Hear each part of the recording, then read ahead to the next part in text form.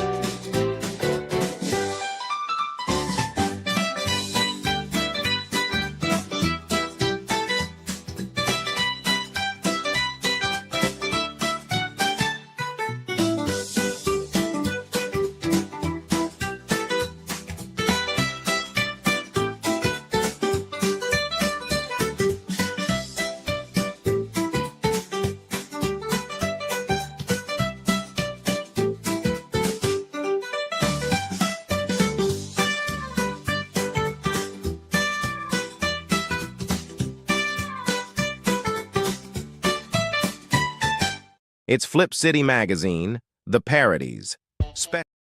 It's Flip City Magazine, The Parodies. Special Edition. It's Flip City Magazine, The Parodies. Special Edition. With savage send-ups of The Walking Dead. It's Flip City Magazine, The Parodies. Special Edition. With savage send-ups of The Walking Dead. Star Trek Picard. Stranger Things, The Mandalorian, Guardians of the Galaxy, and more from the first 4 years of Flip City. Get Flip City The Parodies free when you subscribe in print at flipcitymag.com.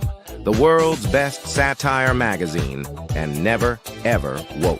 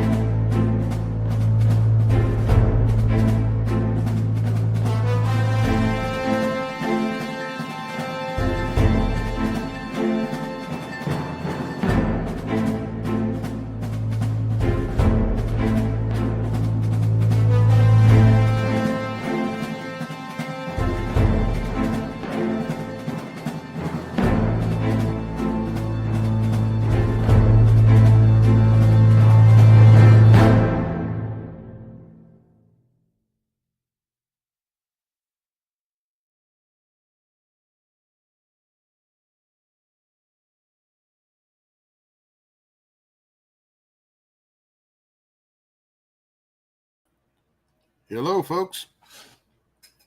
Can you hear me all right? I don't know if we got anybody coming in today or not. I know Charles can't be with us today. So, Pops, you there?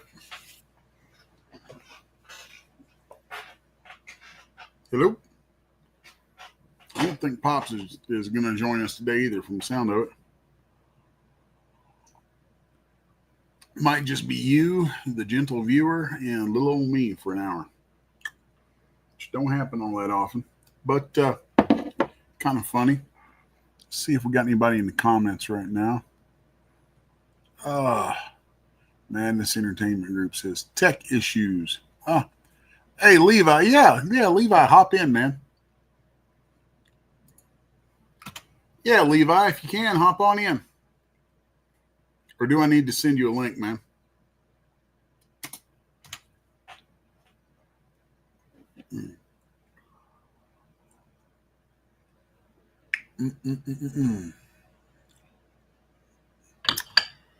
Oh, it's a good day. It's a good day.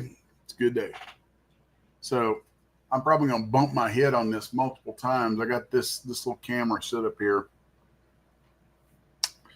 looking at this painting that I just wrapped up shortly before the show. And let's see if I can do this right. Oh, I'm terrible at operating this junk. So let's see. That's so funny. There we go. Yeah, there we go. And bring it up there. I think the camera flips it horizontally. I'm gonna see if I can fix that too. Let's see.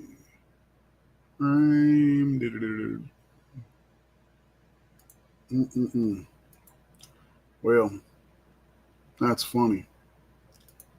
There's so many janky little things that happen with this stuff. It's just goofy.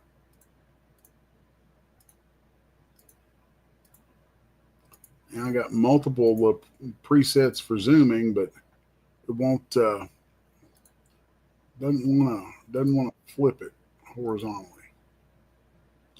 Let's see. Is that Levi?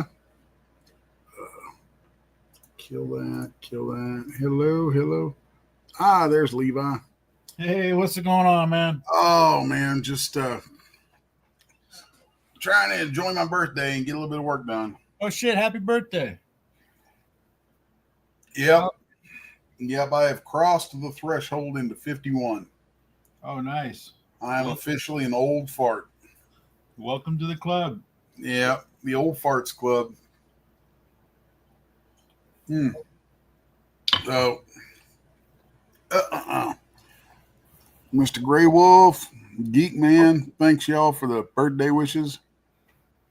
Good times. I can get. Yeah, I'll see out of that. Stop the camera for a minute. I'm still here. I'm just going to try and open another tab, and I'm going to mute you for a minute so I can get that YouTube chat up. Oh, cool. Yeah. Probably a little more activity over there.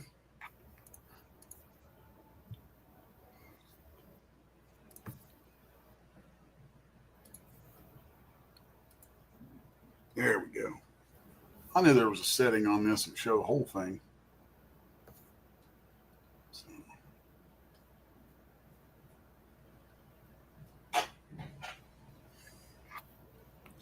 There's a crafty little thing I came up with the other day that I'm rather proud of. That was well, where'd that go? Let's see. So I go ahead, man. Since taping illustration boards down to my drafting board is actually really difficult for me right now because the one-handed deal. Right. I had this little epiphany that's actually pretty sweet. I like to, it's like if you're taping stuff off, I always tape 11x17s to the outer bounds of what they would trim to. Yes. So I took an illustration board and cut strips. I actually just took one of my illustration boards and cut the interior out of it so that leaving a window of the live area, and then just took, gradually and slowly taped that down, which that took me a while to do, but then leaving it open up here. That way I've got a pocket. So I just take an illustration board, slip it in there and slide it down, and it hits and it registers perfectly to the trim area. And then I just paint over that. So then when I airbrush and things over it, it leaves the outer edges nice and clean. Right. And I don't have to retape the crap every time. That's fucking brilliant, man. A permanent template for your tape down. Yep. And I'll probably just keep that on there and use it because the same is true for when I'm doing you know, if I'm working on an interior page traditionally on the board, Right. I'll just keep that on there and drop the page in, and I don't have to worry about taping it down. There you go. I've had that set up for about a week, and it's worked out so well that now I'm like looking at it thinking I might excuse me, I might go get some whatchamacallit. I might take some masonite board, Right. which is basically the same stuff that my drafting boards are made out of. Excuse me. Mm-hmm. I had a rough time this morning. Might take some masonite board and cut like a permanent jig and just screw it down to the drafting board so I can just slip stuff in there. Yeah. That's a good idea. It's funny the things you kind of come up with sometimes when you have to. True. Yeah, I'm sure. I know you know all about that. Yep. How's your recovery going these days, dude? I'm doing okay. You know, I don't want to say I've plateaued, but it's not like there's anything. There's like one or two things popping up new, you know, and I think that's just like due to like degrading. I'll just say. And other than that, I mean, dude, I threw my back out on Sunday sneezing. Oh shit! Right, so dude, is it just me or like on the other side of a stroke? Do you have more problems with like? Does it seem like allergies bother you more? Like I sneeze all the damn time. Yes, so sneezing and yawning. The yawning, yes, and have you got the flu yet? Once, and I had COVID twice. Okay. To me, it seemed like because I got sick before the whole COVID thing happened. So to me, when I got sick again during COVID, it just seemed like a continuation of it. But it seemed like the flu was like 25% harder on me. You know, where it was just kind of like just really whooping my ass. Yeah, I got the flu at one point, and it wasn't, to me, it wasn't any worse than what I dealt with before. Got it. I had COVID once and didn't even know it. Like, I went to the doctor for something else, and they were doing just mandatory COVID checks, and they're like, you have COVID. I was like, no, I did not know I have COVID. Well, there. So. And then the second time around, I thought I had a cold, and I went and they're like, "Yeah, you've got COVID." I'm like, "Really? I thought it was cold." like neither time has it been anything. I didn't lose scent. I didn't lose taste. I didn't. It's what COVID has not been a big deal for me. Yeah, I never got tested positive for it. All I know is you probably had it and didn't know it. Yeah. Well, see, my current setback, which you can see right here. Oh, geez, you sprain your wrist? The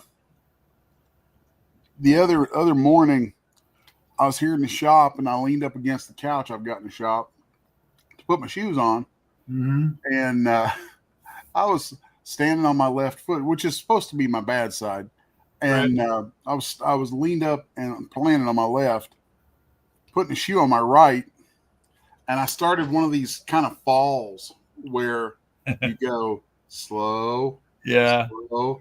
Well, shit, I guess this is happening. Right. Yeah, this is really happening, and we're down. Yeah. And there are bright sides. One bright side: found out the reflex in my left arm is back enough that I could reach out with it to try and stop myself instinctually. Cool. That was cool. The downside is that that instinct did not cause my fingers to reach out. So I hit on my middle knuckle of my left hand on concrete. So it went knuckle, wrist, elbow. Dang. And all my body weight on that. And it did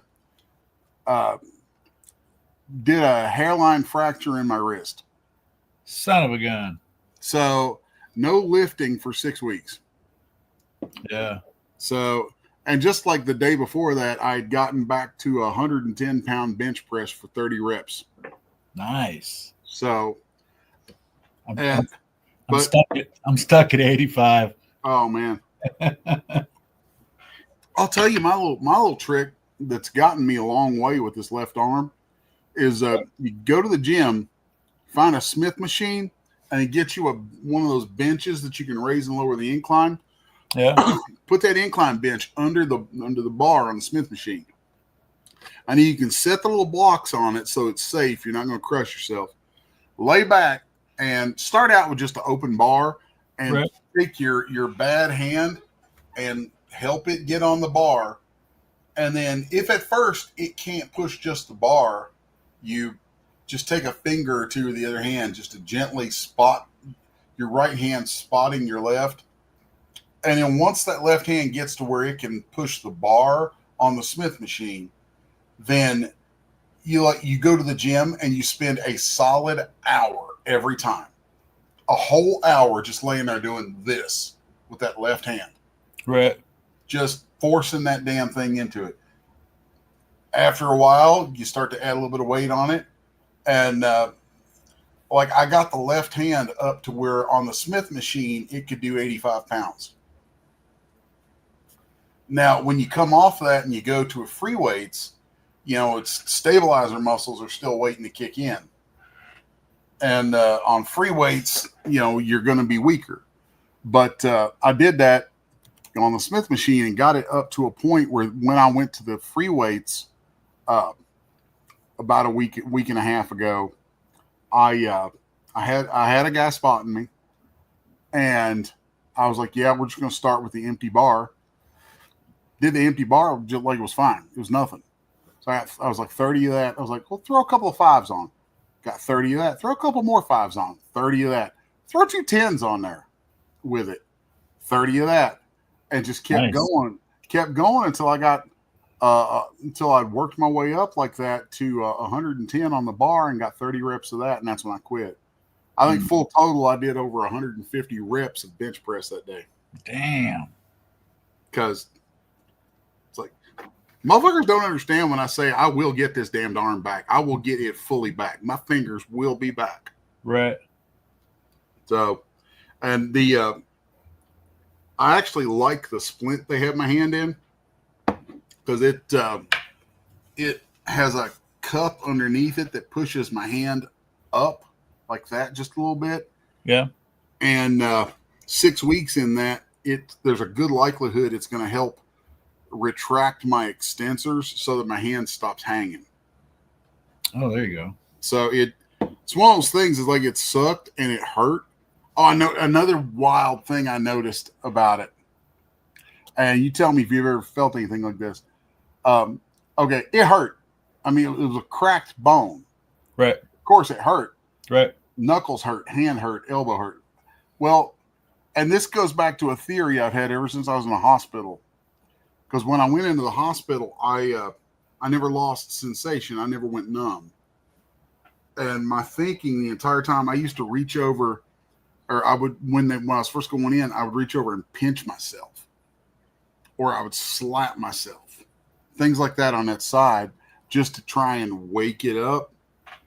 My theory was, if it's getting cut off from the brain, and the brain is going to try to reroute and rewire to it, well, nerves will work both ways. And even though the brain may not be able to talk downstream to it, if I still have sensation, then it's talking upstream. And maybe my brain can follow that signal and find where it needs to hook into, if that makes any sense. Yeah. And it seemed to. It seemed to be. My neurologist was really funny about it. He's like, I've never heard of that. He's like, and I never thought of that. He's like, and it makes sense. It made sense to him. So, when I hurt my wrist the other day, almost immediately after, as all this pain is shooting through, I feel muscles coming online in my hand. Oh, right. I guess, it's just like, it just sometimes the pain needs to be really intense for your brain to go, there you are. Yeah, for it to throw a signal up, and like you said, the brain goes, "Oh, wait a minute, there's that thing." Yep. You've been gone a while. Yeah. It's weird. And well, did you break many bones before your strokes? Never had a broken bone in my life. Okay, this hairline fracture is the first one. That's one weird thing, is I had never broken a bone either. And since my strokes, I've broken a bone in my my right foot, and I've broken my left pinky, and it was different for both. And God, but it's, I don't know. It's kind of weird to. It's almost like your body has a memory of a sensation, and then because it's experienced, because the wiring is off, and it knows it's got to throw a sensation onto it. It just throws this random sensation that you had felt before onto something that you're experiencing new. Yep, I have ran into that with numerous things. Like your brain is like, this should feel like that, so here. Yes, yeah. And you're like, motherfucker, I know that's not what that actually is. Why are you doing that? Why are you fucking doing that? Yeah. Yeah. It's like you get, your brain gets confused about all kinds of wild shit. Yeah. Like it was actually trying to say for a while there that is it the PCL that's on the front of the knee? I know it's not the MCL or the ACL. It was the one my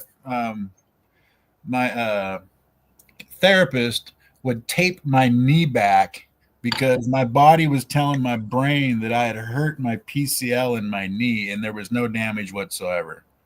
And it was just something like I had, it was involved with, we talked before about like you get that one muscle, mine's in my hamstring, where it just bundles up and becomes a hard freaking rock and then just pulls and jerks on everything within that system, clear down to your foot. Get that spasticity going. Yeah. And that's what was actually causing that ligament in the knee to tweak out. And the brain was just going, Levi, you've hurt your knee in the past. And so I'm just going to slap this definition onto this experience. Yeah. Yeah, I have had that same sort of thing happen with different stuff, and it's really annoying. Mm-hmm. So, okay, what I broke, I got a spiral fracture in the center bone in my pinky, and I immediately went into deniability. Like fucking, I was. It had fucked that bone up so badly that when it happened, the finger automatically fucking jolted backwards because of the ligaments, right? And it was stuck in one of them, like, hey, your finger's bent, but it was bent. It's like my pinky had a third joint.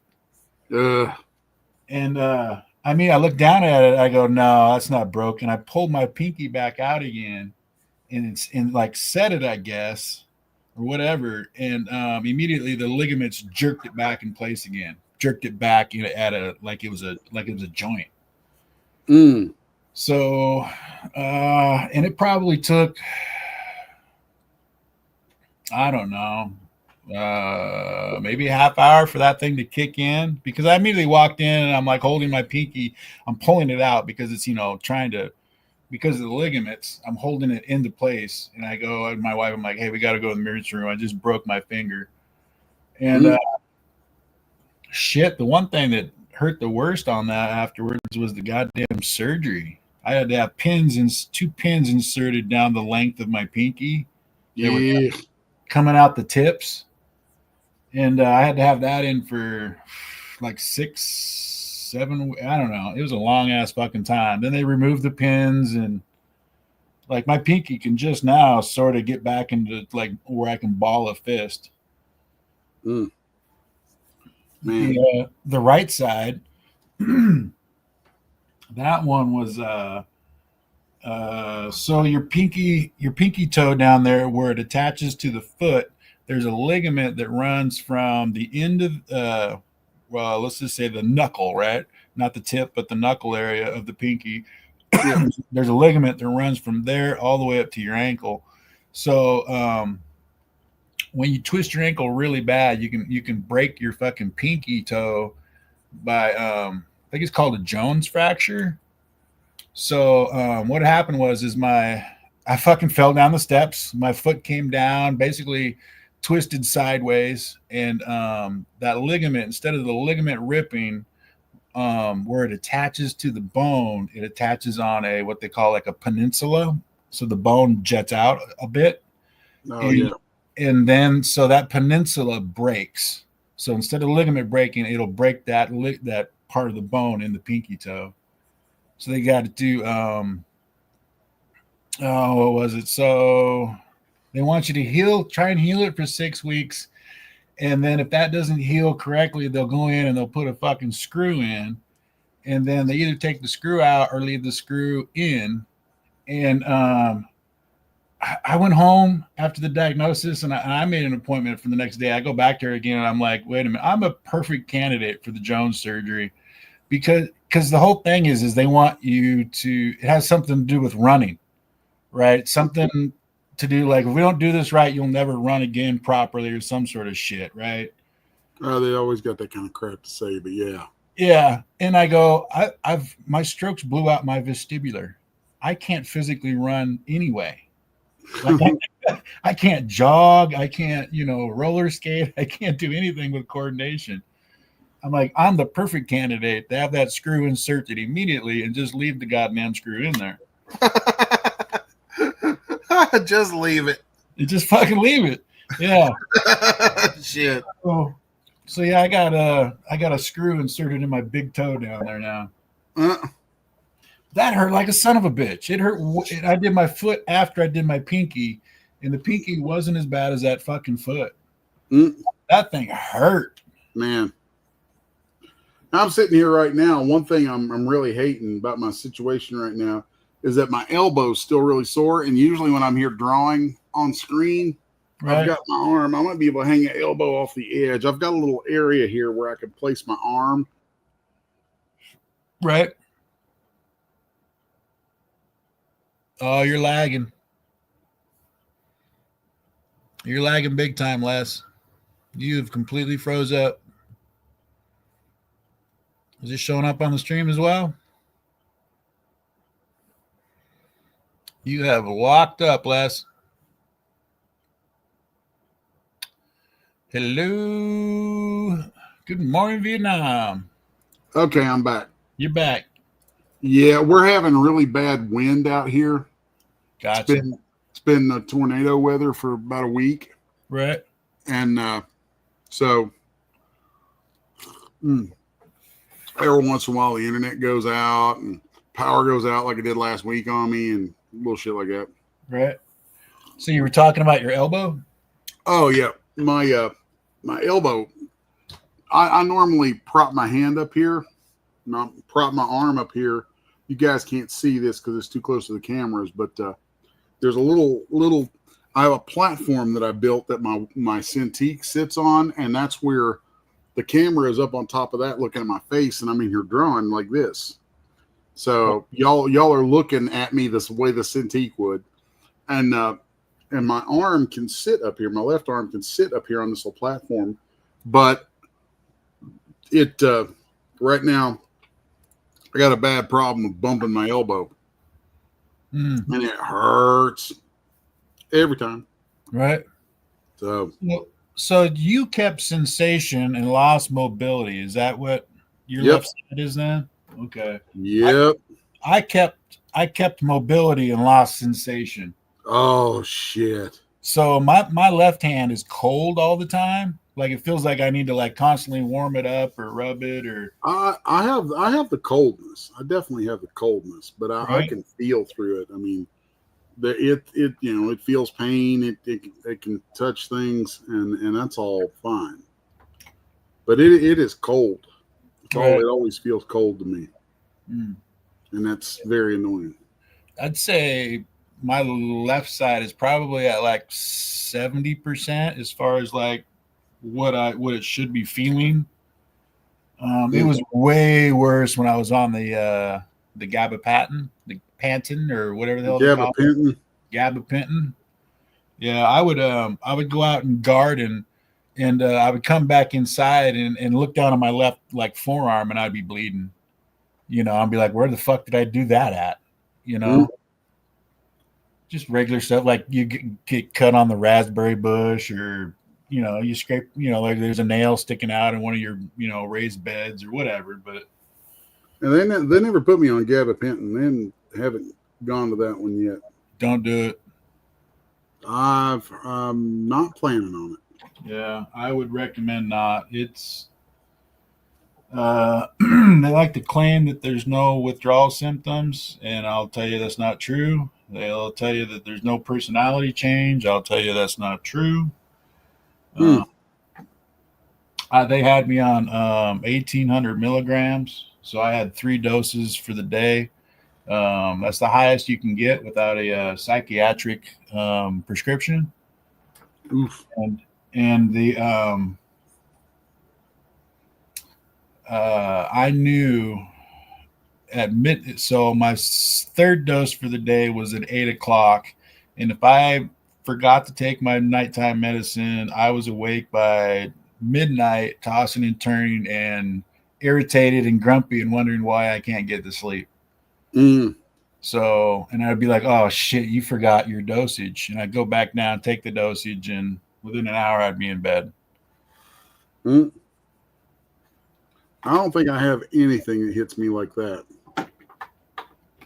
Yeah, I'm happy about that. I mean, I have trouble sleeping, but I've always had trouble sleeping. See, and when you're on it, you can't drink, right? I don't drink anyway, but also the only thing they allow you to do on top of all of that for pain relief is 2 aspirin for the day. Jeez. Yeah. That's potentially quite terrible. Yeah. So I just looked at her and I said, well, I've got 2 weed shops, like within Google says they're a 5-minute walk. Right. That's funny. I said, I'm about ready to head down to the dispensary by my house and get some cannabis to put on top of this. And she goes, oh, honey, you can do as much as that as you want. That's funny. And I just went and I looked at her. I'm like, why am I on the gabapentin then? Yeah, it took me. They get paid to put you on it.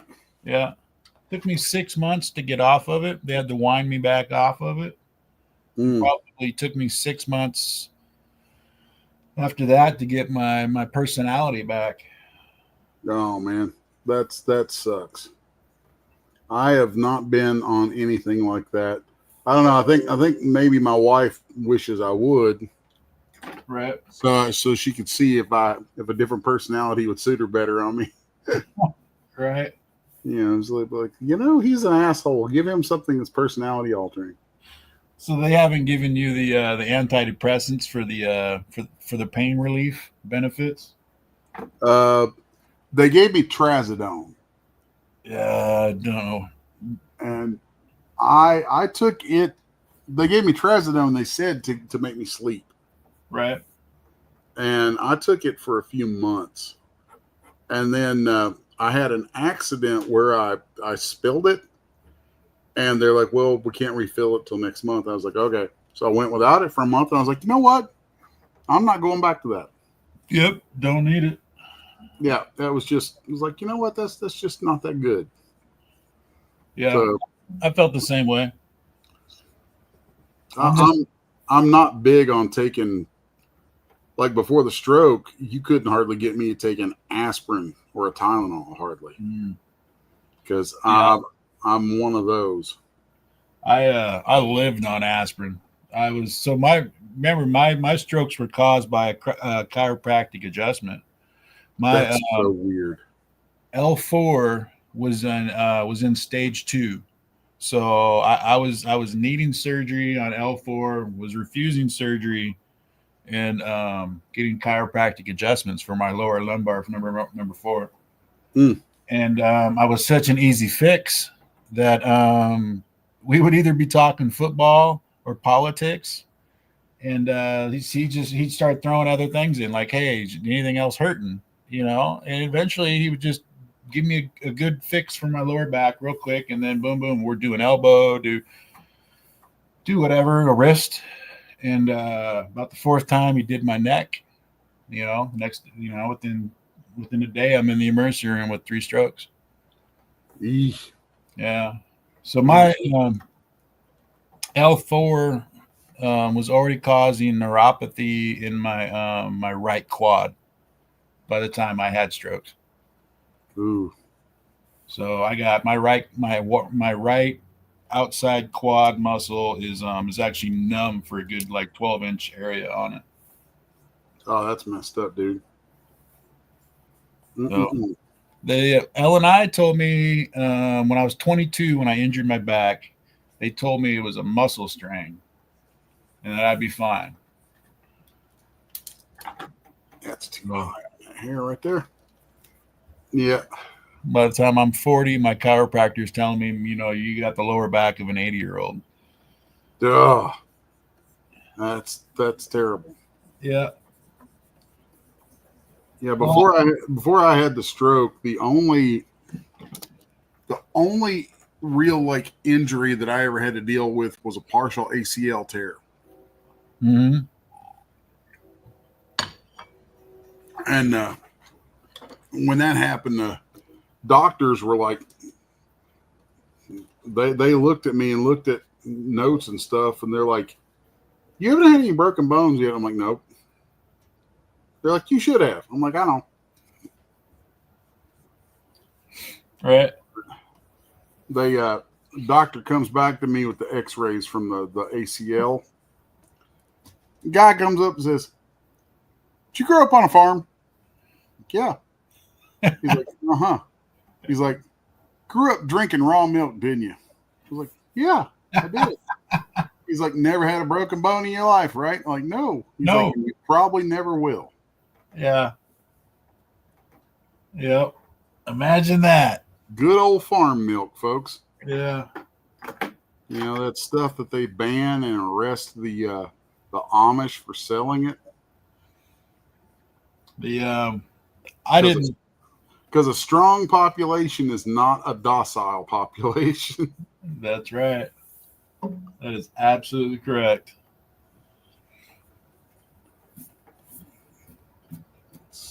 Yeah, when I was really young, we had cows, and then when we moved, we didn't have the farm anymore, but we were butted up right next to a farm, and I ended up best friends with their kid.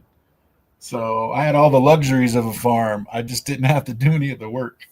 Yeah. So lucky. Yeah.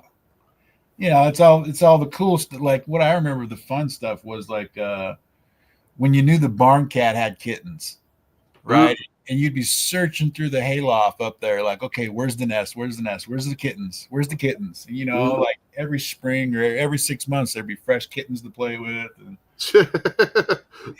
like fresh eggs. We got fresh kittens here, man. Like fresh kittens. Yeah. Yeah. That's funny shit, dude. And, they'd butcher the cow, one cow every God, when was that? Would they do that in the spring or? Yeah, but usually late spring, early summer. Yeah, that's when we always did it. Mr. Hill, he would always he rotated through them pretty good. Like Dawn, she was the mama cow that was always there, the milker. But the other that was the second girl. Dawn produced a girl, but anyway, he would double down on it. So she would give birth to the cow, and then he would go purchase a baby, and then scent them both with the same perfume, so that way Dawn would milk both of them. And that's how he just did it every year. He would have one cow of his own, and then he would buy a baby somewhere else. That's a good way to do that. Yeah, and then he'd butcher it in the spring or, like you said, early fall. That was always cool. because that cow would just be standing there. The dude walk up with a 22, get within like 5 feet, just a little pop, and that cow would stand there for a split second. You're like, what? Yeah, dude. What was that, boss? What's going on? Oh, fuck, I'm dead. Yeah, pretty much. Oh, yeah. It was. I have no idea where I'm going with this drawing, by the way. Well, is it which one of the brides is it? I put vampire teeth on it, but I think it's going to be Ava. Okay. Because, spoiler alert. I mean, she's a Frankenstein monster who gets turned into a vampire. And we explore the connotations of that very, very negative union. Right. So, and I'm just right now, I'm just playing around with rendering. There's the one thing that I thought was pretty cool about it was because we're dealing with body parts that have been dead, reanimated, and then for lack of a better word, forced into immortality. Now you're immortal. So it's kind of like, so what would be the benefits of it almost, where you're like, well, if you're a Frankenstein, eventually some of your parts might decay. You might need replacements. But if you've been turned into a vampire, it almost that's the central idea behind why she wants this. Right. And she's like, went through Adam, the first monster, goes through Van Helsing to find, to get clues to find Dracula and his brides. And the whole point of it for her is that the blood of the vampire is supposed to it's supposed to give her control over her urges, and it's supposed to stop the necrosis of all the dead flesh. Because like her basically her brother Adam has to harvest fresh body parts from time to time. Mm-hmm. And she's not about that. I've always thought that would be a kick-ass villain to have in comics, where it was just this body part collector as a villain, or it would show up like and it's got like a new arm on it, and it's maybe it tells you a story for a split second about who he took the arm from and what kind of powers he's got now from it. But I wasn't sure like how mainstream would handle that. I mean, that almost seems like an indie type character. Like that would definitely be an indie thing. Yeah. Mainstream folks would just be like, too gruesome. Yep, they're turds. Holy shit, that was a retarded 30-minute reboot. I think I've said that about my poops before. Dude, it took like 30 minutes for this fucking computer to reboot. And I mean, doing it the right way, closing everything down, hitting restart. It's going under. It's going. So sorry I wasn't here. Sorry, everybody, I'm pilled and rumbling everywhere because I'm not opening no other tabs. I have a meeting at 1:30 that I have to use StreamYard for, and I ain't opening nothing else. So I am firmly of the opinion now that StreamYard is total trash. I'll only get you in trouble saying that, but you ain't gonna get me in no trouble at all. We can go to EV Much anytime we want. It's just trash too. It's been there ain't a good streaming service, bro. There ain't one. Like since my power went out last week, StreamYard has still not wanted to work right in Google Chrome. So I'm on here in Microsoft Edge, which I despise because Microsoft can eat me. StreamYard won't even work on Edge. So matter of fact, my new computer is going to has StreamYard on Chrome and EV Mux on Edge, because that's where the two operate best, is on the two different browsers. I'd like to man, I just think we need our own goddamn streaming service. We can stream out of to wherever we want, and not use them other. That's what I want. I want some. We don't even need StreamYard or Restream or any of them. Just build our own for our network and screw it. Screw it. Shouldn't be that hard. Shouldn't be. And we'd only be using it for our people to send to our destinations. We don't have to make one that we're selling to the whole world or build a server big enough to hold one for the whole world. But it'd be nice if we had one for us that worked. Yeah. Yes, it would. I agree. Then if people wanted the good streaming service, they would join the madness. You listening, Kaz? You know what we got to build, bro. You know what we need to build. What I'm doing here is kind of fun, where I'm working out these values in with smudging and stuff. This is like my process for doing digital paintings and traditional paintings is almost identical. Like I'll when I'm doing a traditional painting, I'll start with a really solid, well rendered grayscale, and then go over it with transparent, translucent colors. So all my shadows and stuff are pretty much done. And then I'm just coloring over the black and white. Gotcha. That's pretty much what Alex Ross does. Go over it with an airbrush. Yeah, he does basic. He uses, I think, gouache and then airbrushes, and I use watercolors and airbrush. Occasionally some acrylics.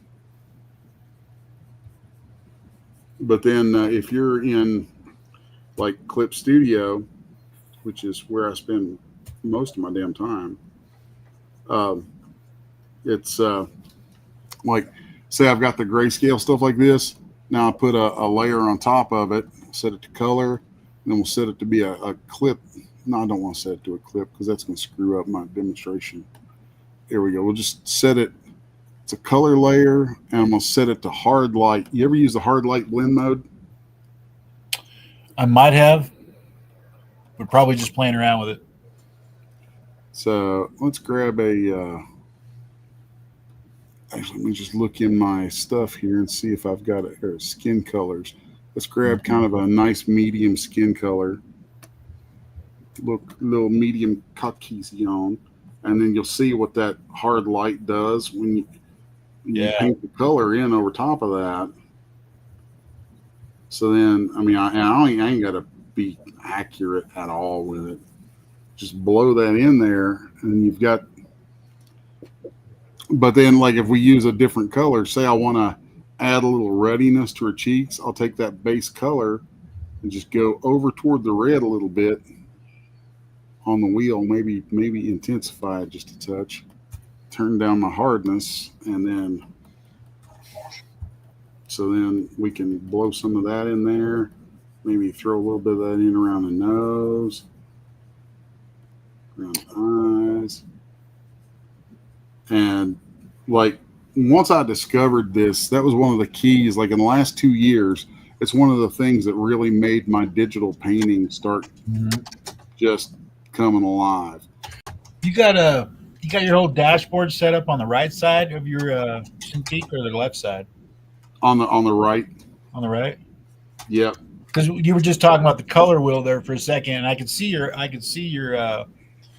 mouse and where it was at. I'm like, wait a minute, I don't even see the color wheel. And then I glanced in. I'm like, oh, wait a minute, you've got your whole dashboard switched from like standard version of that dashboard shows up on the left with the rest of it right. And okay. Yeah, I've that's pre-stroke. I've always preferred having that on the right because it's like my right hand is out here doing stuff, reach over, grab something, come back, do stuff, reach, grab something. It just feels more natural to me instead of having to reach across the drawing to things. I've always blown my mind that software defaults to that most of the time. Yeah, I didn't even realize you could move that dashboard. Now I'm sitting here thinking, God, maybe I should try that. Because my biggest complaint is, and I don't wear the glove, is I'll be over and on that third dashboard over there where it's got your layers and stuff.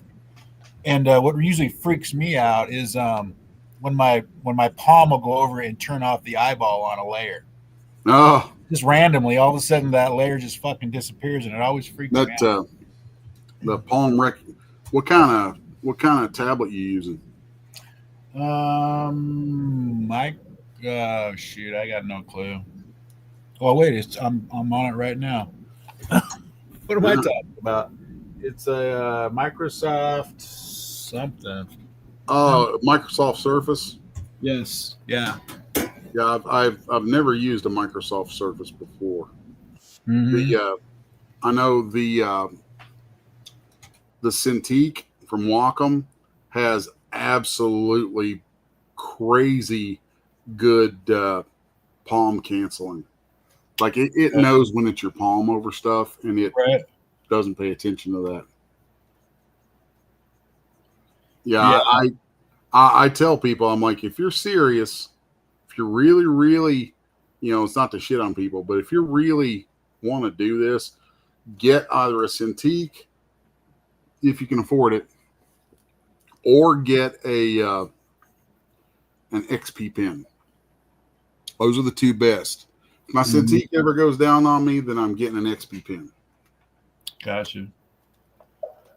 I just treat it as an extra tool because I'm traditional most of the time. I prefer doing it that way.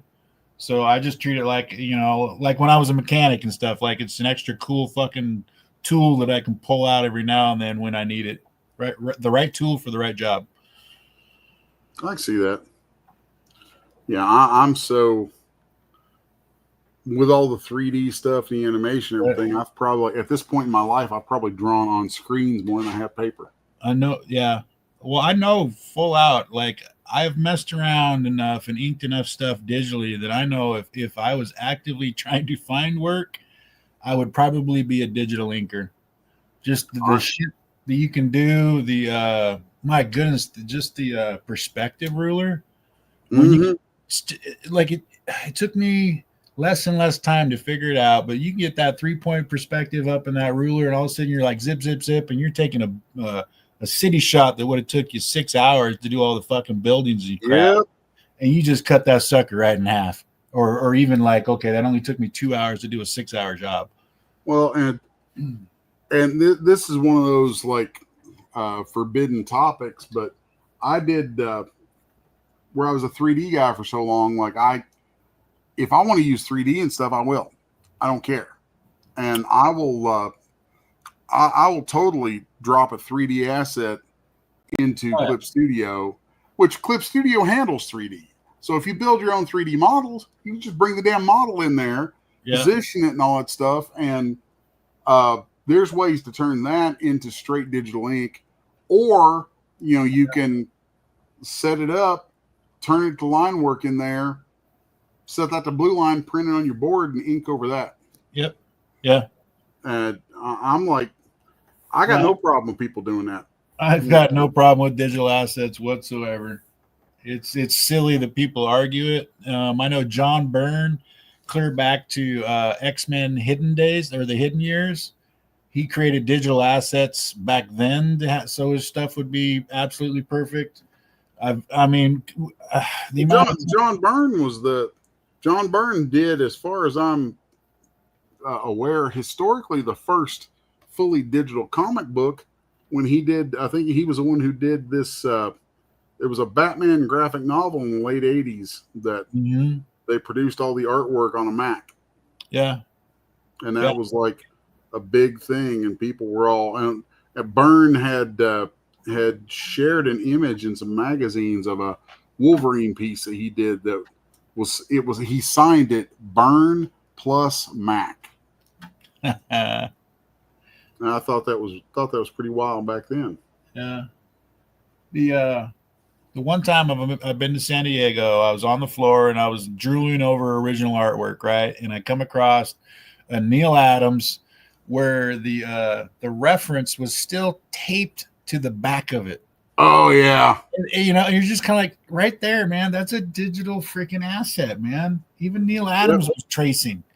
So yeah, it's ridiculous. It's the difference between generations where those guys were commercial artists that fell into comic books to pay the bills. And they raised, it's the whole strong man raise weak men thing where you're like, pretty much those guys, the next generation came up only wanting to be comic book artists. So, and I don't know, they tend to think that all these shortcuts that all the guys that we all look up to took aren't cool, or you're not actually drawing, or it's not real. It's not real. I'm like, dude, I got the book done, man. Leave me alone. Yeah. And so did they back then. Got my book done. Got clients who love it. I got paid. Piss off. You remember the controversy when Rob Liefeld physically cut out and pasted John Burns' jet into one of his own pages, even to the point where he accidentally left like the smoker on the injured. It was something weird like that, where John immediately went, "That's my jet. You didn't even redraw it. All you did was copy and paste it."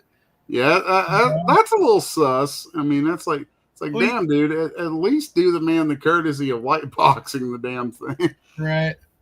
Or how about the McFarlane stuff? Every now and then he would throw in a black and white photograph in the background of Spider-Man going through the city, you know? And it's like, I don't mind that. I got the comic book on time and it looked fucking bitchin'.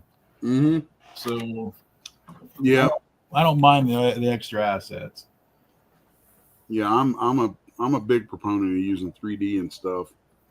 I mean, like, well, and where I do such a hybrid anyway, I may actually sit and say there's a piece of furniture that I want to have a character against. I may straight up sit and do a model, like sculpt a model of that piece of furniture so that I can position that thing any angle I want, really stage it and create the best shot possible, and then send it off one of my printers to an illustration board, and then use that as the underdrawing for my painting. Yeah, you know, I'll do stuff like that all the damn time. Don't care. Yeah, because in the end, it's like, did I produce a good piece of work? If yes, piss off.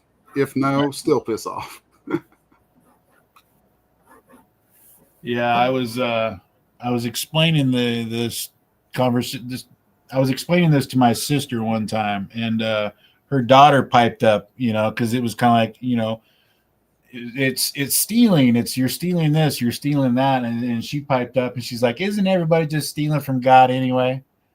Oh, you're like, yeah. That's if you want to go to the actual origin of it, I suppose. That's a cute way of putting that. Yeah. Kids are funny like that. Let's see here. Where am I going?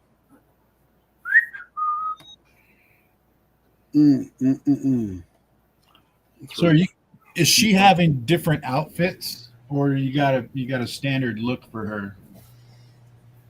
Pretty much she's going to stay in kind of the same outfit through most of the book. There are some minor changes that happen, like based on the weather or things like that. Like there's a hood, there's a cloak. So bless you. There we go. Bless you. There's a few things that come and go from it, but the underlying thing is just the kind of white garments she would have had on when Victor made her,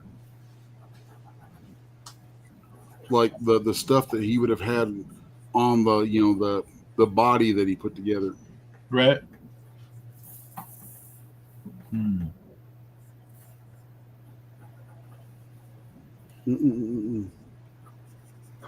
So I'm really enjoying the work on this book.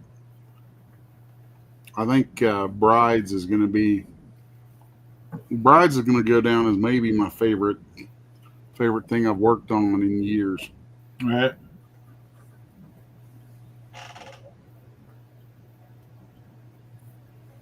I don't know. Here's my other baby right here in Clip Studio. Is this adjust by speed and post correction? Right. Because I like those smooth lines. Even though I go through a lot of times in my pen and ink stuff and do crazy hatching and stuff, Right. I still like my hold lines to be really smooth. Mm-hmm. Hey, have you had to switch over Clip Studio onto a different like laptop or system or anything like that? Have you had to redo your licensing agreement for a different? About 3 years ago I did, but it's been good ever since. So the one thing I lost one laptop and I had to switch over to another one. Hey, Billy. And the one thing I noticed once I started using Clip Studio again was nothing was there as far as I had to re-download some free fonts. Right? They just didn't show up again.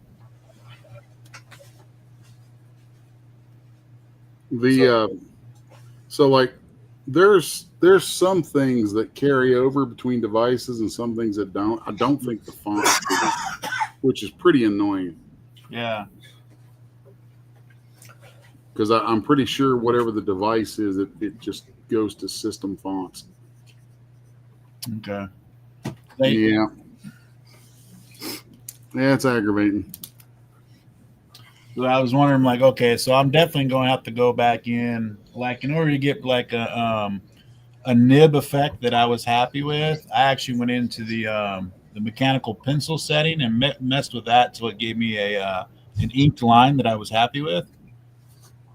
And, man, I'll pop a layer up here and show you. Right here, this thing I have, which you can see, I've named it Main Pen. That's my baby right there. That's just smooth. Nice. And with the way that my post corrections and speed adjustments are set up, if I start going quick, I can get all my little hatchy stuff. And then if I slow down a little bit, get that nice smoothness to it. Nice. So that's something I do a lot of is I'll look at an area that I'm going to go from dark to light in, like say maybe right here at her temple, and I'll come in and I'll start with these little guys like that, and then come in and drop a smooth line at the back end of it after it's done. Gotcha. And you customize that one yourself? Oh yeah, that brush is customized to hell and back. That's what I'm dreading again, is going back in and customizing all my crap again. I regularly, even though there's the Clip Studio Cloud supposed to back your stuff up. Yeah. Which it works. It's a little finicky, but it works. But you can also back all your tools up yourself. And I highly recommend, if you got a Dropbox or Google Drive, back your own stuff up from time to time. Gotcha. So that's my problem, man. It's my anti-cloud stance, right? Where I don't know anything about it. I didn't even bother looking it up. It didn't sound like anything I wanted to do, but it sounds like it's biting me in the ass now. All using cloud services is you've got some place where you're paying for storage on a server. That's all it is. You're just paying for storage into its hard drive. Just buy an external hard drive. Then you have the physical thing. It doesn't get lost no matter. Hey, what happens if the internet goes out? You can't get to your cloud, but you need something that's on it. And see, I do both, because if the power spikes and blows through one of my batteries or any of my protection there and kills the drive, that stuff's backed up on, then I'm screwed. But if I have it on both the drive and on the cloud, it's double redundancy. Plus, with the cloud stuff, then I can get to it from anywhere. So, like most everything I need to work, I could catch a flight from here to another city, hop on a computer there that maybe if I have access to a computer that has a tablet, and quickly download my stuff, and boom, I'm back to work.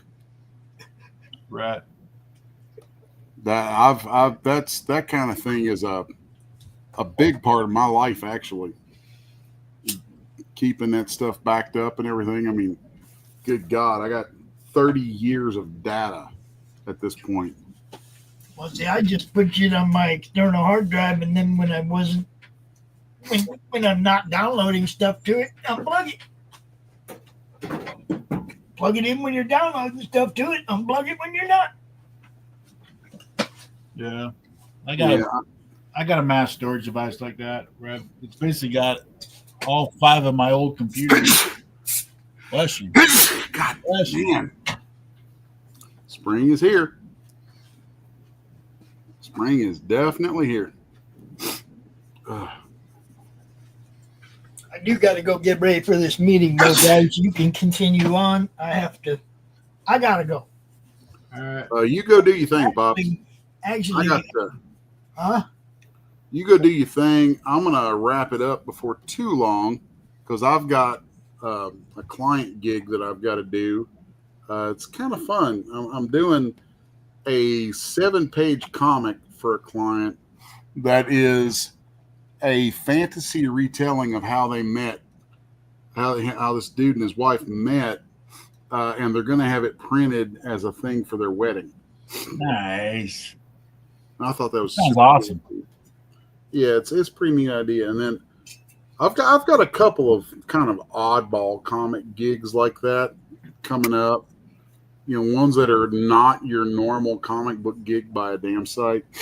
I'm about to start work on a biopic that will be a biography of a guy named Jim Hambrick, who was the guy who founded the Superman Museum in Metropolis, Illinois. Oh, right, yeah. Yeah, his daughter and I are good friends, and I'm going to be doing his biography, and they'll have it at the Superman celebration. Tentatively have it at Superman celebration this summer. That's cool. So yeah, I'm excited about that. Jim was a good guy. And he actually passed away on the anniversary of my father's death. Yeah. Yeah, it's a very there should be some rules. I'll talk to you guys later. Wait a minute.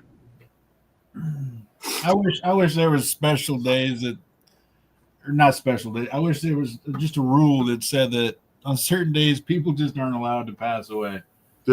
Yeah. There'd be plenty of those. Yeah, unfortunately, that ain't the way it works.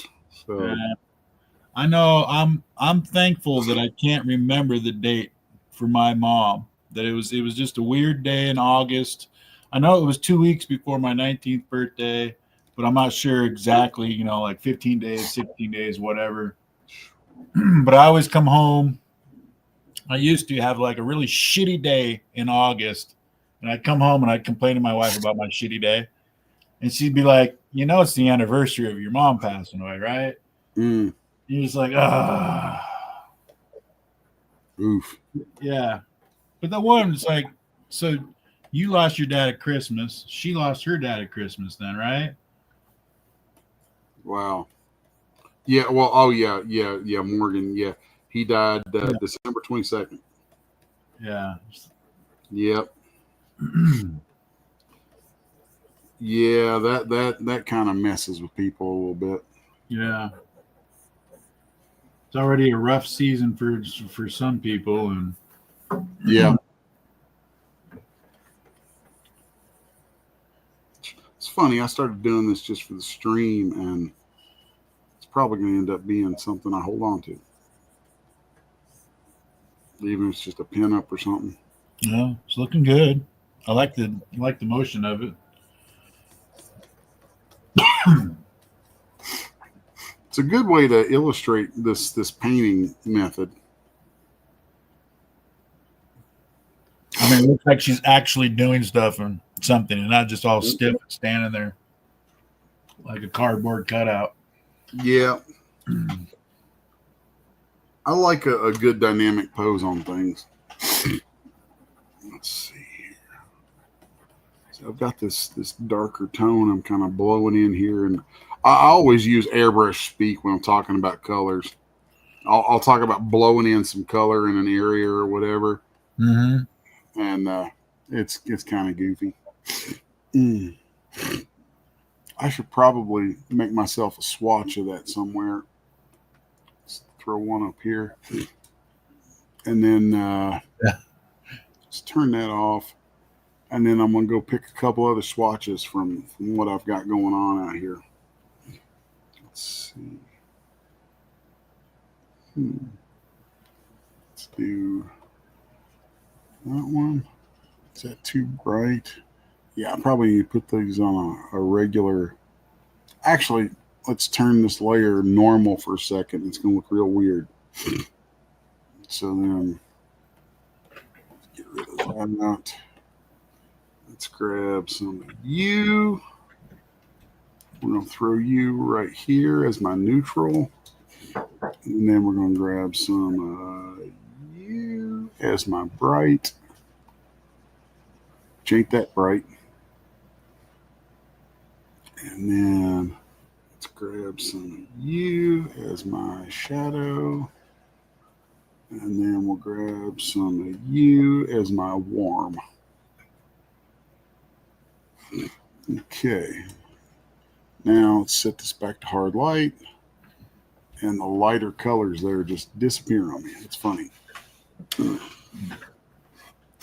That happens.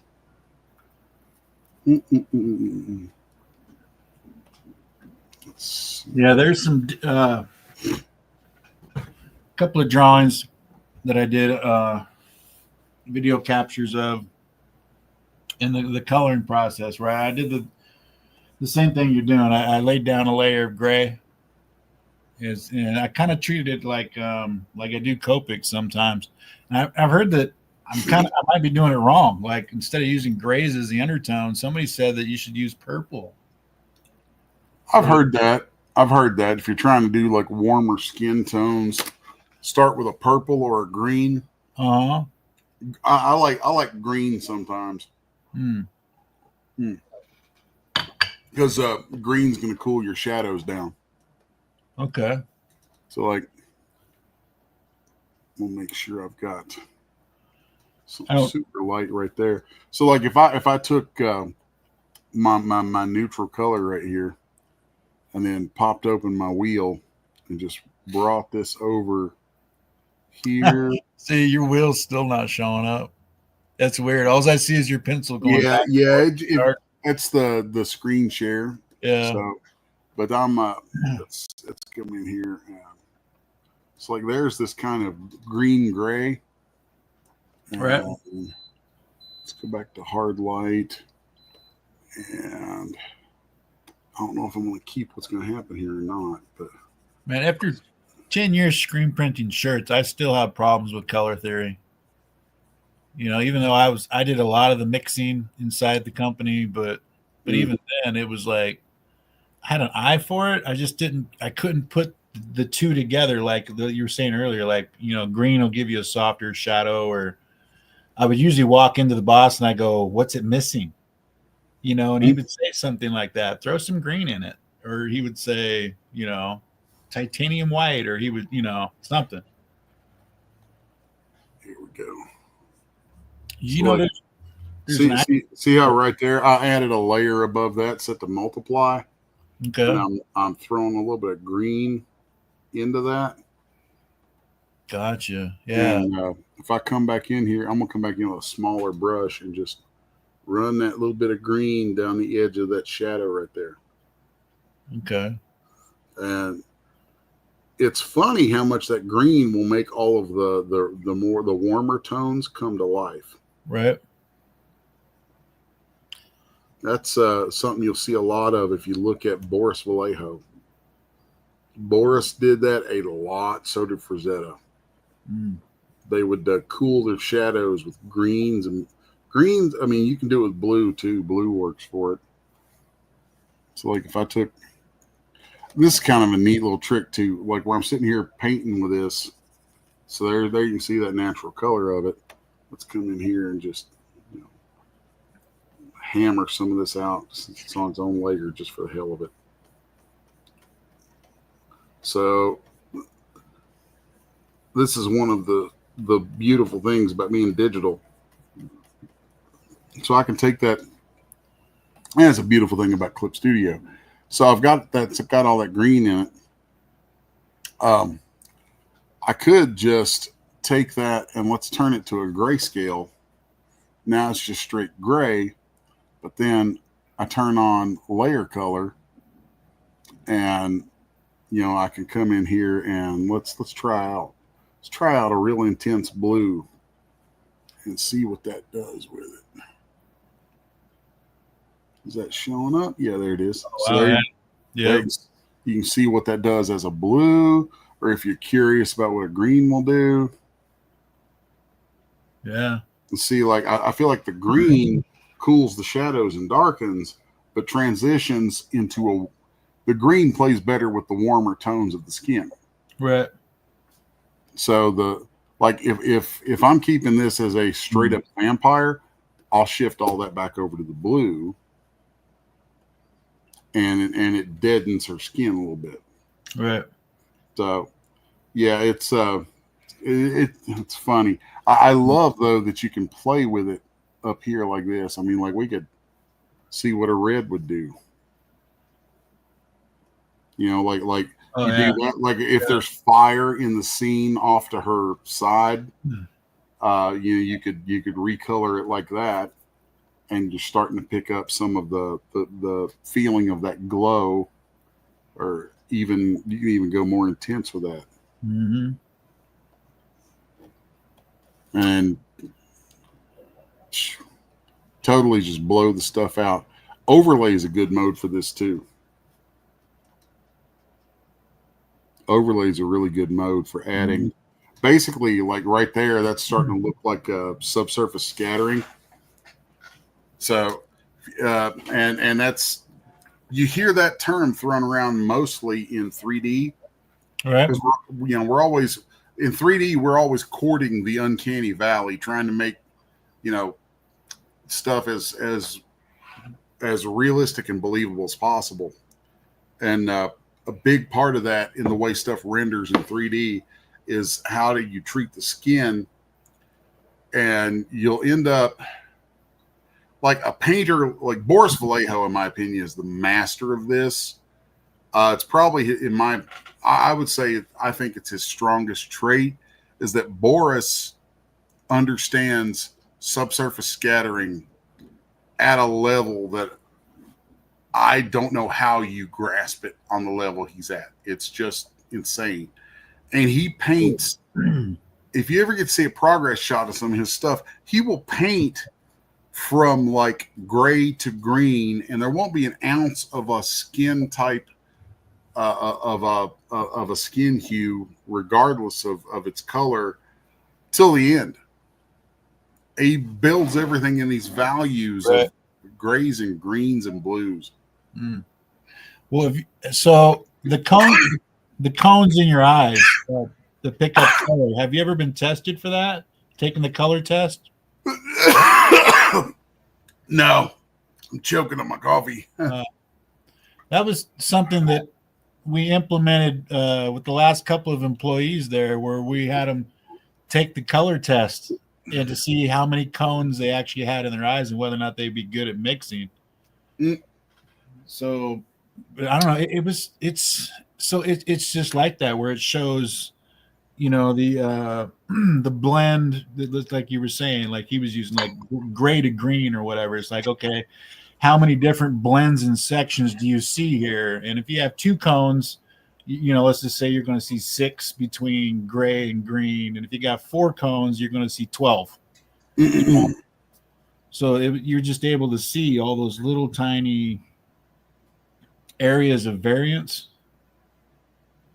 I've always been jealous of people who have really, really wide color vision, because I'm confident that I don't. Mm-hmm. And it's kind of annoying. Like, yeah, I'm an artist, but I probably can't see all the colors you think I should be able to. Dude, at our shop, I would say I was probably like my boss and there was another employee there. They were the 2 best mixers, but I was on the floor the most, so I did the most mixing, and I was probably like, I don't know how many cones there are. I think it was I'm blanking right now on how many there is, but I would say that they had probably 2 more cones than I did. No. You know? But we also had our digital artist that did all the computer work and separations, flat out colorblind. Well, it's probably all right when you're doing seps, because you're going to end up looking at grayscale and dot matrix stuff anyway. Yeah, he saw everything in he said a brown hue. So, because he bragged about how his sister got mad at him when they were growing up because his parents never made him eat vegetables because it turned the green turned into this weird brown hue, right? So, yeah, he's like, it just looked like, he's like, his best explanation, he says, what you guys would consider poop. That's funny. Yeah, and the women normally, like, this is straight up why probably the best colorists I know in comics are all women. Yeah, and because women have a richer color vision than men do. Yeah, they probably score way higher on that test. I guarantee it. I mean, they just statistically women do. That's like one of those evolutionary things of, hunters and hunter-gatherers. Like, men, our eyes are geared for motion. Yes. We'll pick up. If you're a tasty little critter over behind that tree, yes, I'm gonna spot you. That's so the vestibular. So that's what I've had to learn was that vestibular, and it's not only for balance, but it's for pattern recognition. It's tied into the system of, I need to recognize your camouflage. I need to recognize it as camouflage, and it needs to send a signal to my body to tell me it's camouflage and in what direction I need to react for fight or flight. So yeah, so it's shit nowadays with me. Patterns stick out like a sore thumb now. It's no longer like the best spot. Okay, my 5th grade teacher was colorblind as well. And he was in the Air Force, and what they used him for was he was a spotter in airplanes. So they would take him up, and he would look down, and camouflage does not fool colorblind people. Oh, that's wild. Yeah, so he would go, okay, that's a tank, that's a Jeep, that's whatever right there. Probably because he's seeing it in terms of movement and depth. Yeah. So it's kind of the same way with me, where it's like, now that my vestibular is broke, it's no longer a subroutine running in the background. Now it's fucking right up front, and everything sticks out like a sore thumb. That's wild. Yeah, it does keep you in that perpetual state of fight or flight. That would suck. That would actually suck quite a bit. Yeah. You just got to come to the conclusion all the time that nothing's out there that's going to hurt me, So see, I'd be the opposite way. I'd be like, everything must die. Right. I just know that it's a false signal being sent to my brain all the time. So, which probably means like the minute somebody actually throws a punch at me, my brain's going to go, hey, that dude's throwing a punch. And in reality, I'm going to go, no, it's not. It's fake. Yeah, I'll get blasted. Yeah. That's one of those moments where reality wins. Yeah. Yep. It's all fun and games till you get punched in the nose. That's true. Mm-mm-mm-mm. Yeah, I'm really digging the way these skin tones are working out in this. It's kind of cool.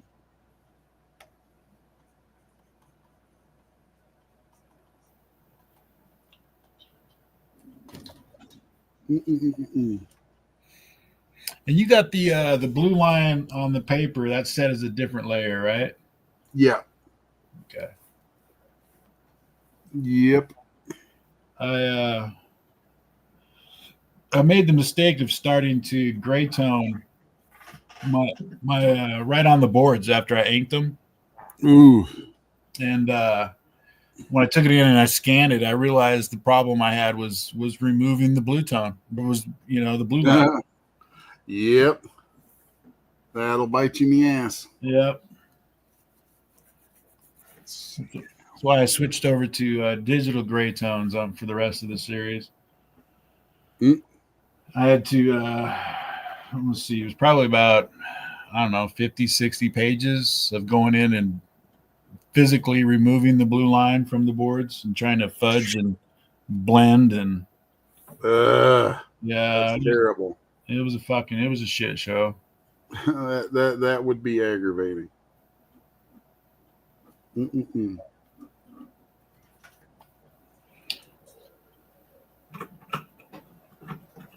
Yeah, we did find a Jay took one of the pieces around town, and he found somebody that could kind of sort of do it, and I'm not sure how he did it, but he was willing to do it for like $45 a page.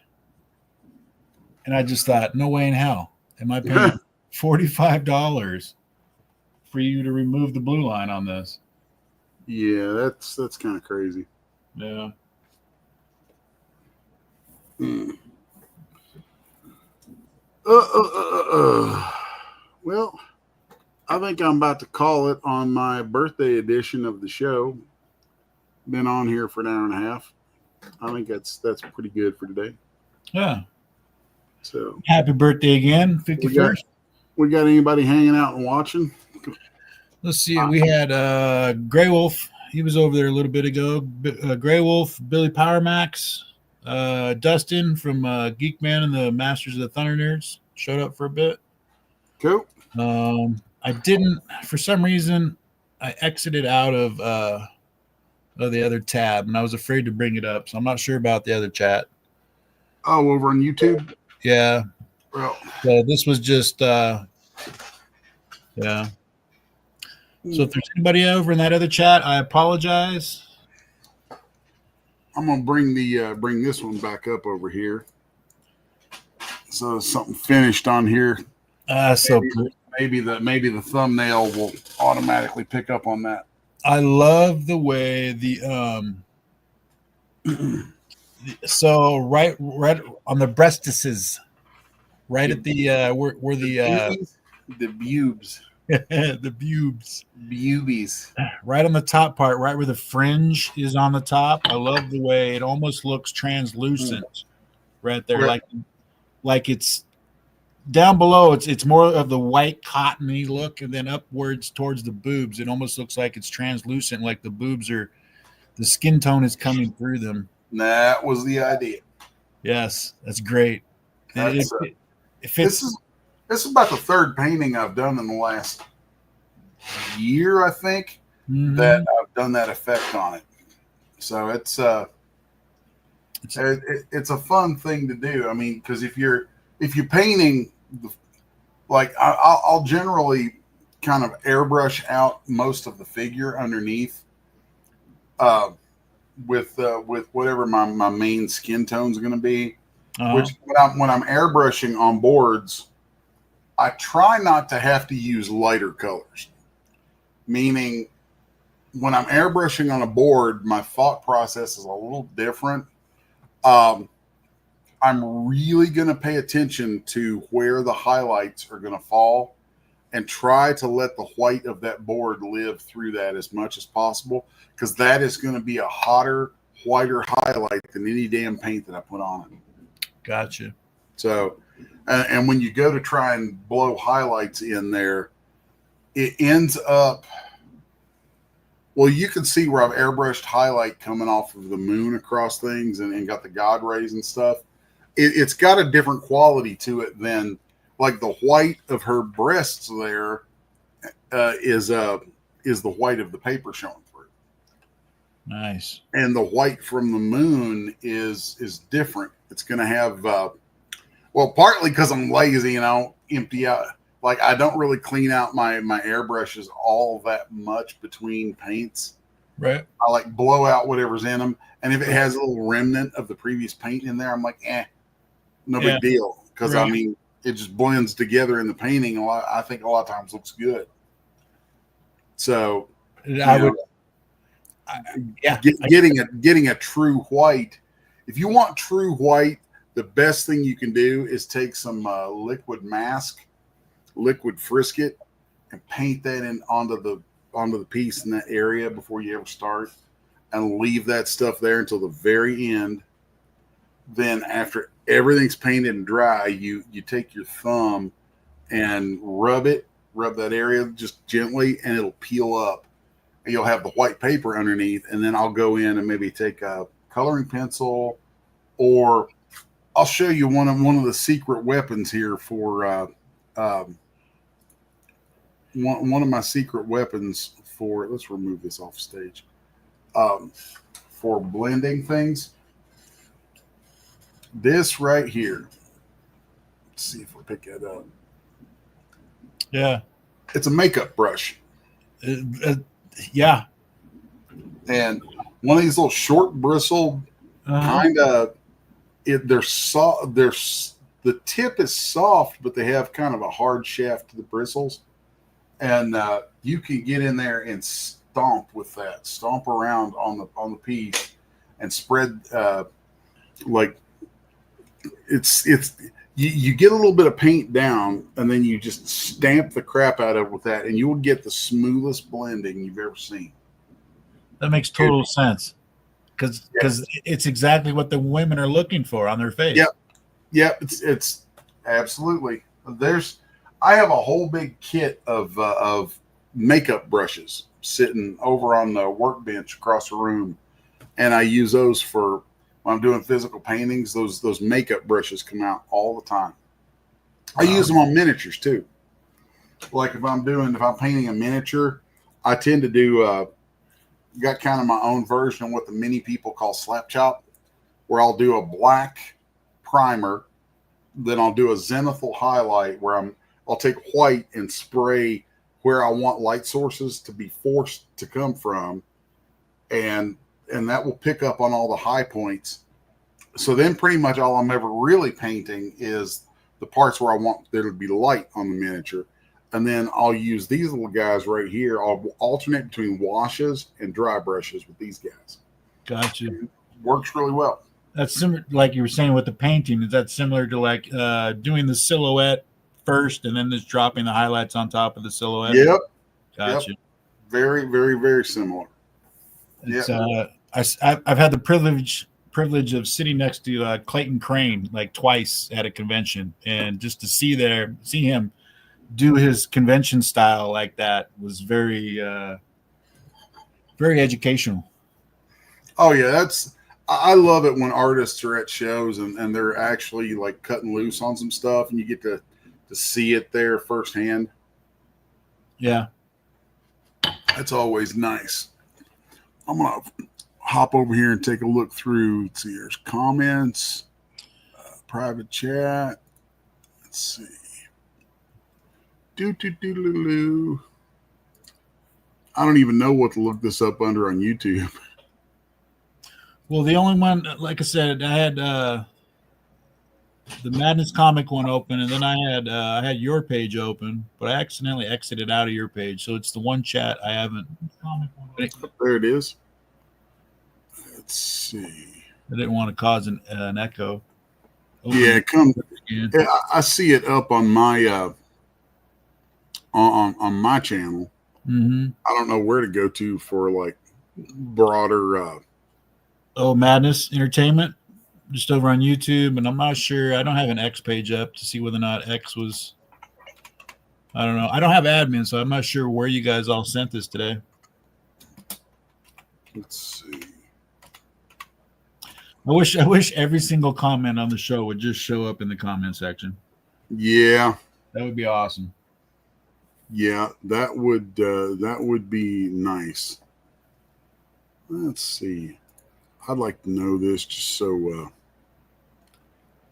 Yeah, if you do a search for the Madness Comic Network, it there we go. Madness Entertainment Group. Is that Yeah, this that's one? it. Yep. The Meg.TV. Let's see. Let's see. Live chat. Yeah, I got nothing. Oh well, I was trying. I was doing my part, trying to see if anybody had any questions or anything. No, just everybody saying hi. How's it Rambling going? for a bit. So, if anybody's still watching, which I see 35 of you are, don't forget to see. Do we have a link up for brides? No, we do not. Well, we need to fix that. I need people to go over there and sign up, because brides is my baby right now. It's going to be a big one. Let's see here. Wait.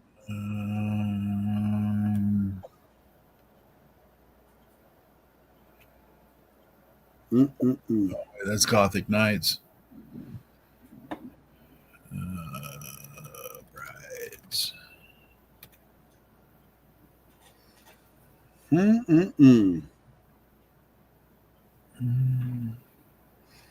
Yeah, there's too many little bells and whistles on here for me to deal with most of the time. I'm so slammed between things. It's kind of crazy.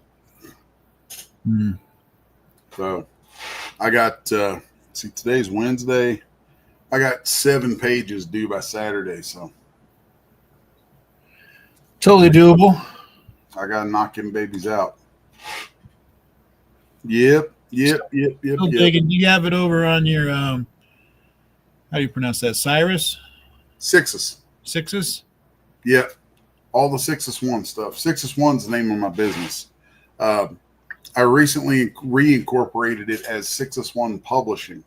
It was Sixes One Media for a long time, because for a long time that I did audio, video, animation, all that stuff. So nowadays I'm focused just on comics and publishing. So Gotcha. Yep. I'm digging. All right. Hang on. Where's you got a link on your page here on Twitter yet? Nope, I'm too far back. No. Can't find your link for brides. Let me go find it here, and I'll pop it up What's that? just for the future. Let's see here now.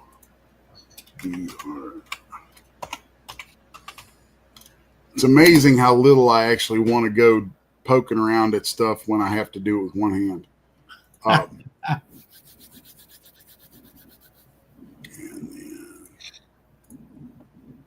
You remember how many you have signed up so far on brides? Right now I've got 95. Nice.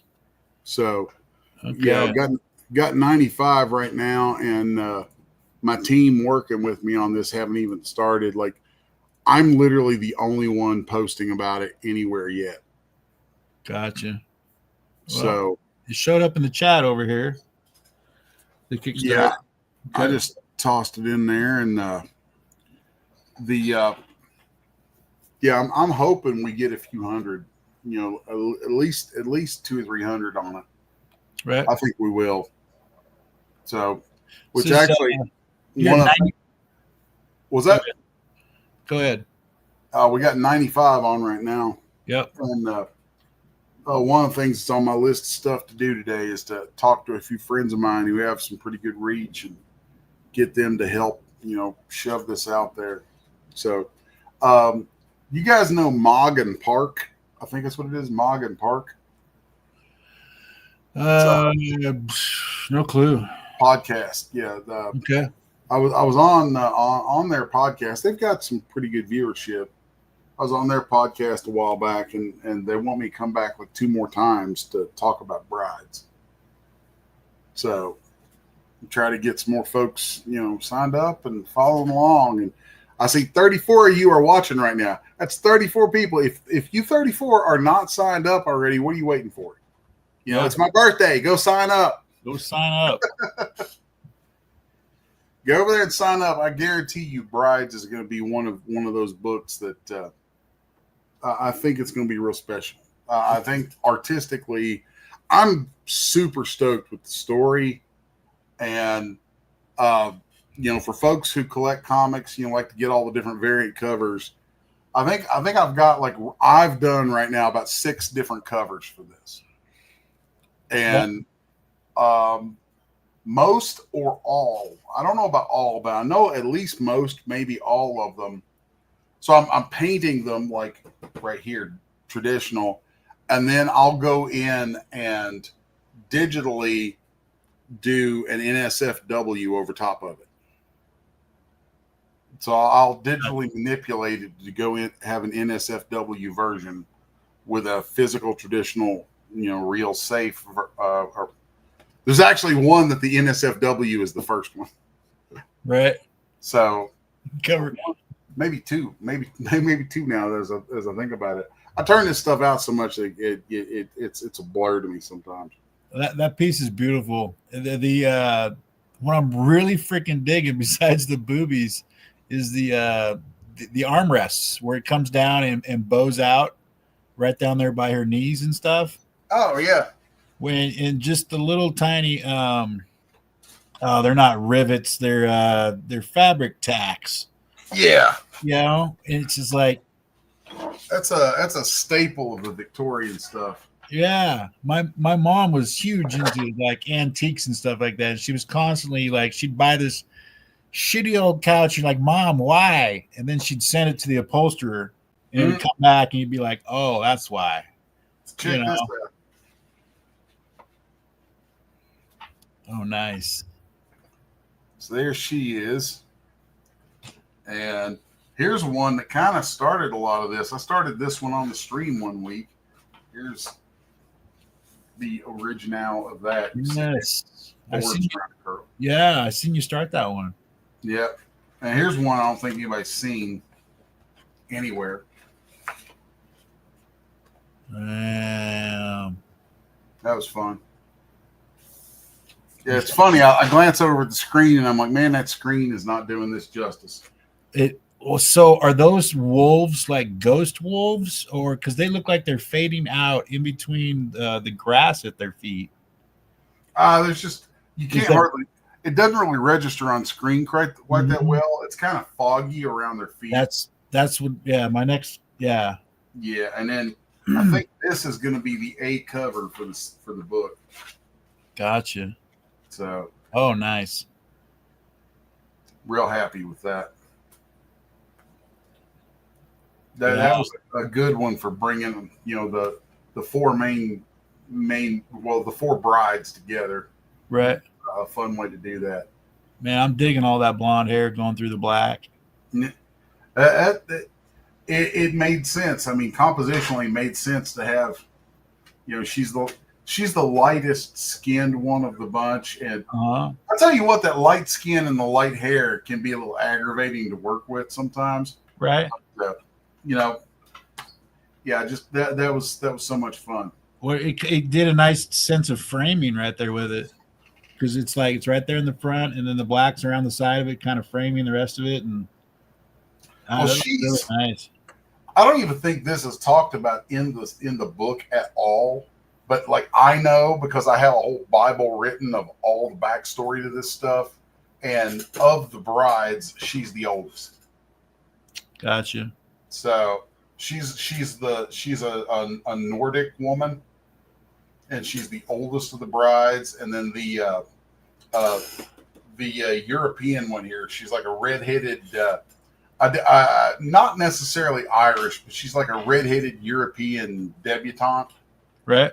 She's the youngest of the brides, and then there's the gypsy bride. The gypsy bride's actually my favorite. She's a fun character. But the Nordic bride is vile. She is so evil.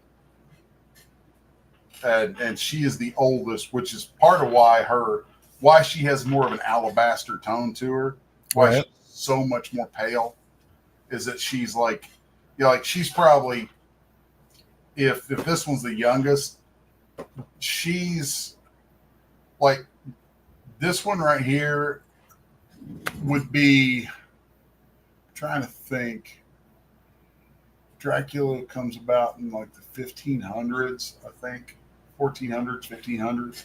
This chick right here would be from right around that time, not long after. Right. So she's, 500 years old. Whereas the other two, haven't gotten that far yet. She's like, I've got all kinds of crazy crap in my head about the vampires and how they work and what they're about, all that stuff. I love that crap. So, and then of course there's little Ava here who's you got these little hints of green showing up in her there. This is one where I did the stuff in the neck area. Yeah. Yeah.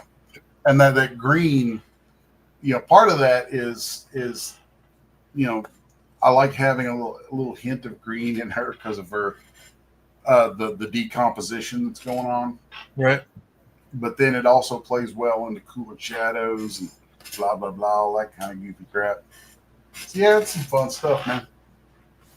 If we got 35 people watching, so that's cool. That's kind of neat looking over on the screen, seeing my little part of my little setup over there. I wonder if I can pull this arm over and get a broader view. You could kind of see. Oh, that's it's probably going to drop on me. There we go. There you can see the compressor and the little manifold with the guns on it. Right. So I do I've got a 4-gun setup over there. Really 5, because I've got another place that I hook a gun, but nice. I'm only going back and forth between 3 of them right now. Right.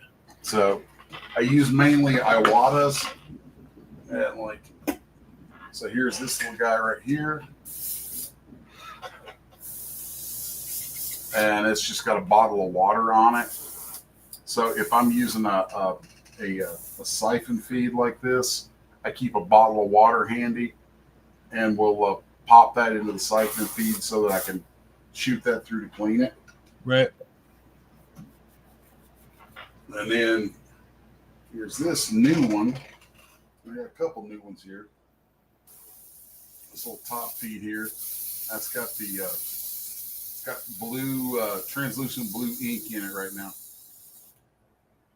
So nice. I love having the cap on the cup like that because I'm a little unsteady these days, and when I'm up here moving around, I actually had a painting a few weeks ago that made me break out the caps to these cups because I was moving around. And when I get to move around with an airbrush, I'll be like, doing these little things like that. Right. Well, if you've got paint in that cup and you flick like that, you may have paint go everywhere. Right. So, yeah. And I ruined a painting about 3 weeks ago.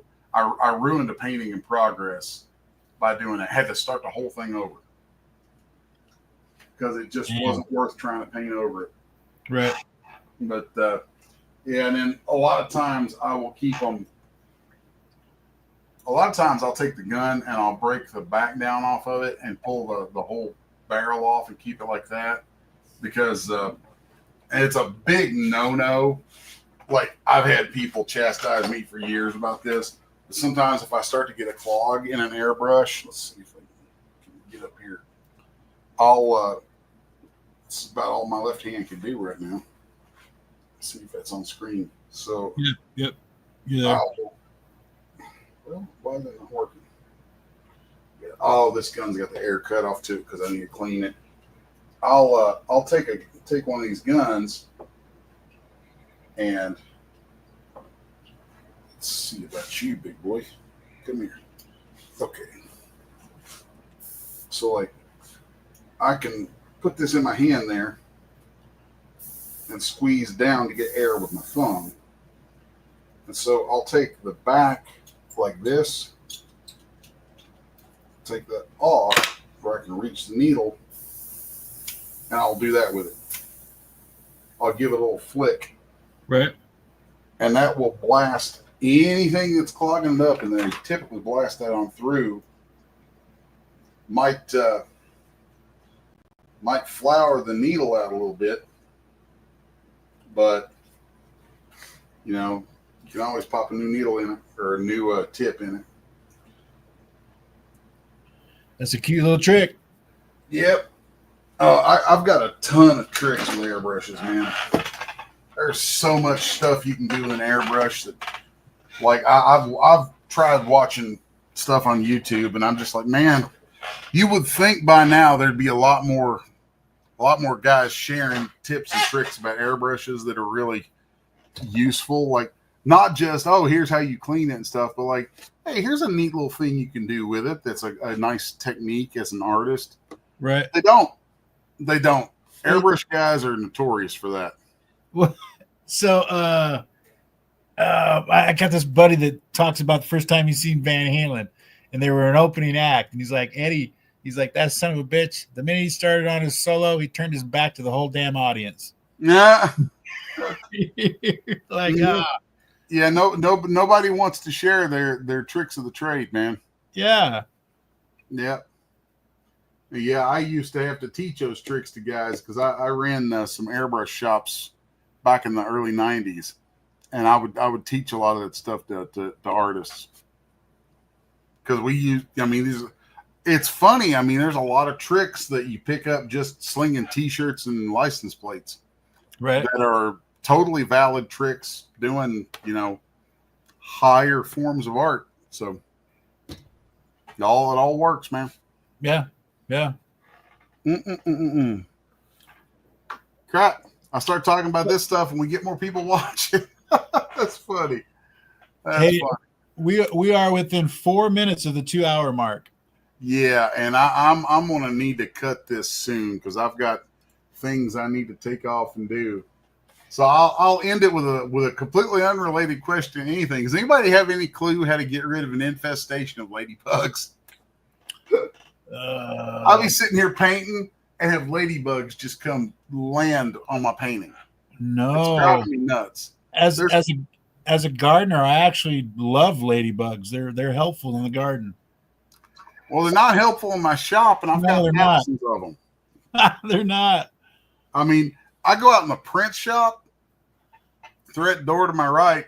I go out in the print shop, and there is it's a big ladybug graveyard. There's like thousands of them dead on the floor in there. Right. Aggravating. Anyway, well, y'all, thanks for the birthday wishes from everybody. And let's see, you're not on admin, so nope. You got. I don't know what, if anything, I should run to have this go out. So I'm just going to hit end stream and be done with it, and hopefully don't piss Pops off. There we go. So see y'all next week. Laters.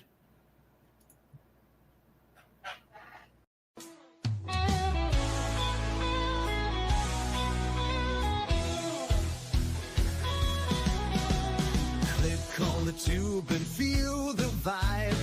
Every show you crave right here live. Heroes and villains clash in the night. Madness Comic Network sets it right. Scroll through the list, find what you need. Epic battles and fast-paced speed. From capes to cosmic space delight. Tune in and watch your favorites ignite. On Facebook, share the thrill so grand. On X, the buzz across the land. Madness Comic Network all around. In every episode, joy is found.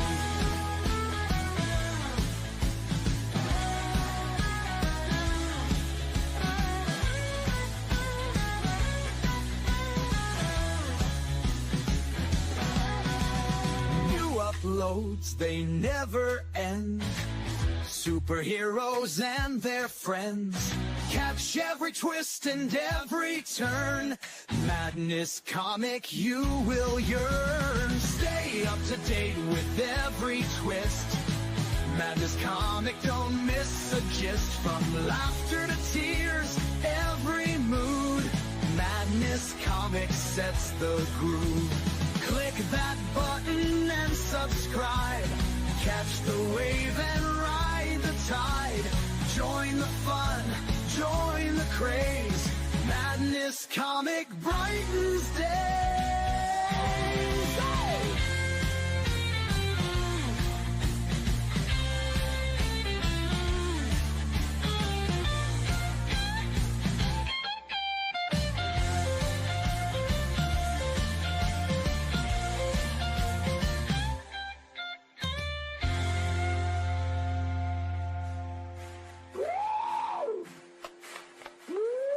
New uploads, they never end. Superheroes and their friends. Catch every twist and every turn. Madness Comic, you will yearn. Stay up to date with every twist. Madness Comic, don't miss a gist. From laughter to tears, every mood. Madness Comic sets the groove. Click that button and subscribe.